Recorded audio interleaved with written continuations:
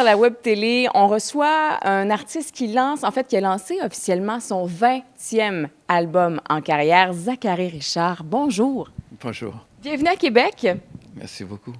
Comment allez-vous? Comment va la santé? Comment vous sentez-vous? Je me sens toujours bien à Québec. Ah, ben Voilà. c'est ça. C'est une ville thérapeutique. Absolument. Parlez-moi de votre 20e album studio qui est sorti tout récemment. On a l'impression qu'il y a un retour aux sources qui s'opère un peu sur cet album-là, c'est vrai? On a cherché à créer un univers qui est simple et accessible. On voulait vraiment mettre l'emphase sur la chanson, tout simplement, et puis laisser la mélodie agir sans artifice.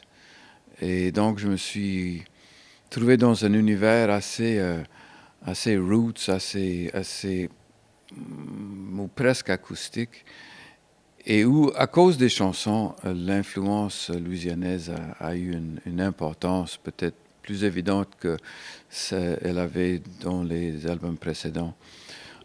Donc c'est un album qui est simple, qui est, d'après moi,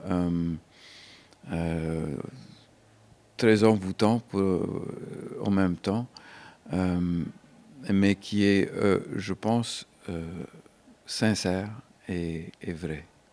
Mais en fait, c'est un peu votre marque de commerce. Vous avez toujours été très, très authentique dans ce que vous avez livré à travers les années.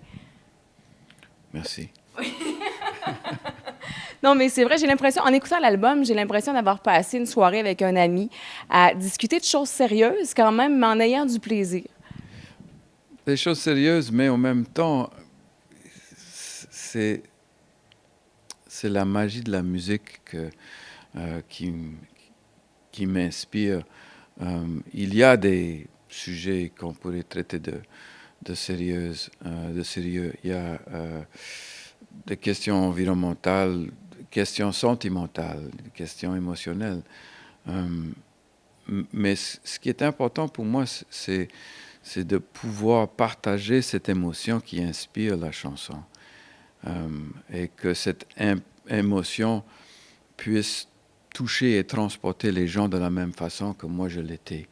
Je ne mets jamais la chanson au service de la propagande. Je suis touché par des choses que j'aime, par la Louisiane, par la côte de la Louisiane, par l'environnement naturel, par l'amour, par la séparation, par la longueur, par toutes sortes de choses qui sont tout simplement humaines. C'est mon humanité qui parle à travers mes chansons.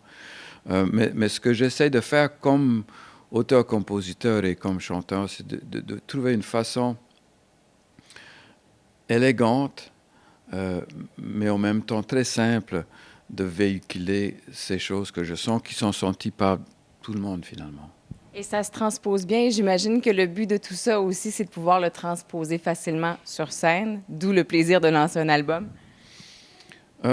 La scène et l'album c'est deux parties de mon expérience qui sont assez éloignées l'un de l'autre. La création se fait d'une façon peu précise. Ça peut prendre du temps. La chanson la plus rapide que j'ai composée, ça m'a pris 3 minutes. La plus lente m'a pris 20 ans.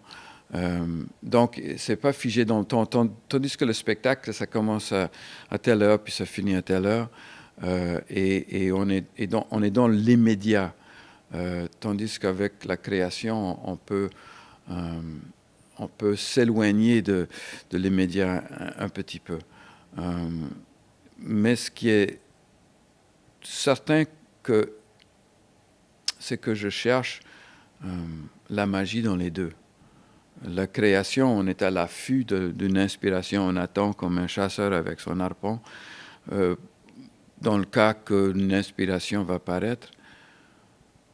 Mais dans la scène, enfin sur la scène avec le spectacle, on est toujours à la recherche de la magie, de se faire transporter, de rejoindre le terrain universel qui est tout simplement l'expérience de tous les êtres humains comme les autres.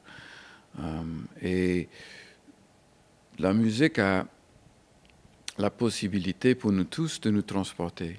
expérience se fera le 10 novembre prochain à la salle Louis Fréchette du Grand Théâtre de Québec, une salle qui est absolument magnifique.